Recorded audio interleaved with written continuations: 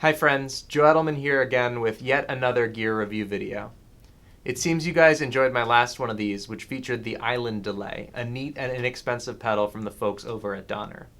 It appears that they enjoyed it too, and so they asked me once more to give another of their products a whirl. This time they suggested that I try their DMK 25 MIDI controller.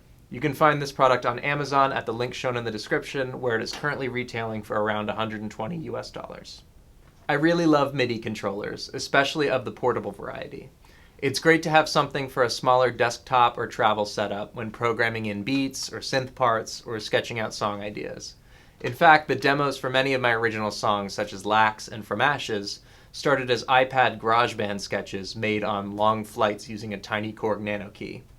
I had also at one point purchased a Akai MPK Mini for similar purposes, but I was fairly disappointed in the stiffness of the keyboard response and the cheap-feeling pitch bend modulation stick. So I was excited to see that Donner had also thrown their hat into this ring with a product that checked all of the same boxes as competing products within that size and price range.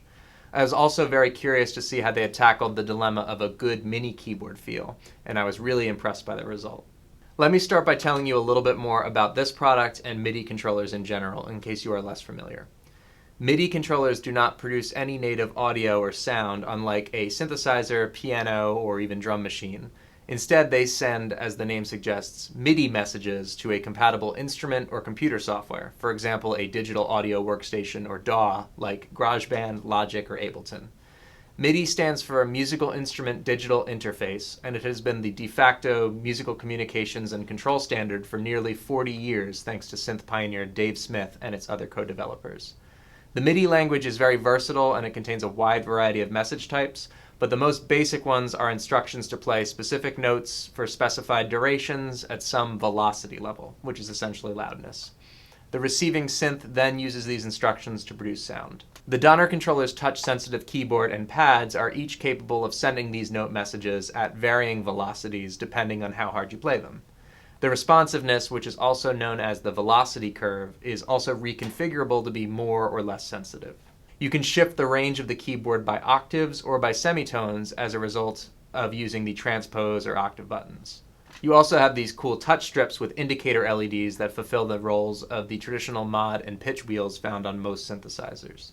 You have 4 knobs and 4 sliders which can also control different assignable parameters within your computer's DAW, such as track volume and panning, or the settings of a synthesizer like ADSR or cutoff. There are also bank change buttons, so you effectively double the knob, slider, and pad counts.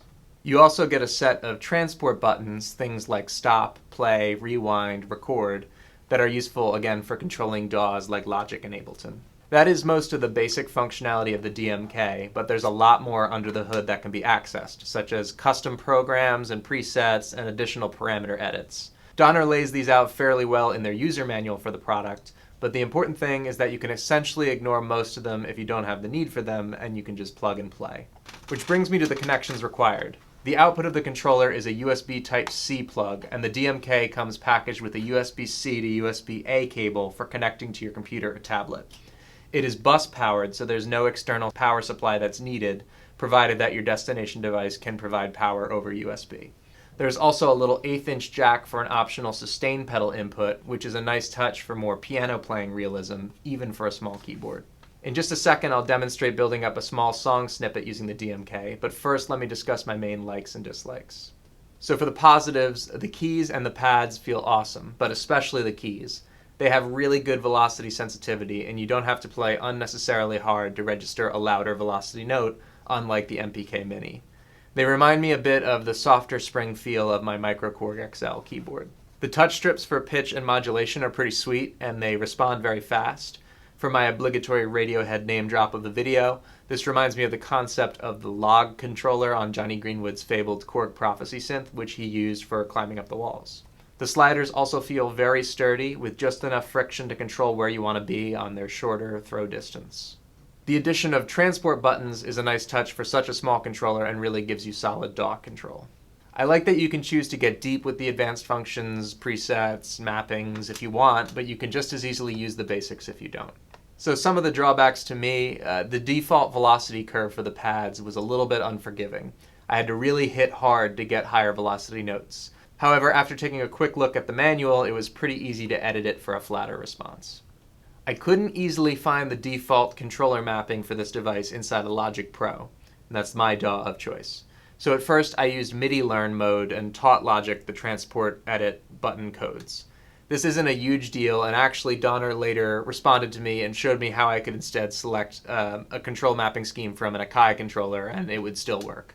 The knobs are a little bit tiny for my admittedly large hands and a little bit slow to turn, but really all of these are very minor complaints.